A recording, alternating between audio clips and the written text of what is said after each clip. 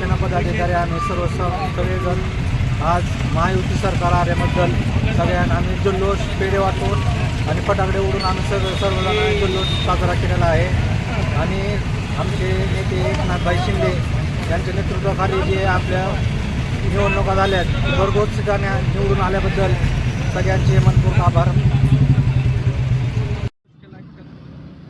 आज छत्रपती शिवाजी महाराज चौक धाराशिव येथे शिवसेना पक्षाच्या वतीने आज जो महाराष्ट्रातील जनतेने जो महायुती सरकारला कौल दिला आहे त्याबद्दल आम्ही आनंद उत्सव फटाके पेढे वाटून साजरा करण्यात आलेला आहे।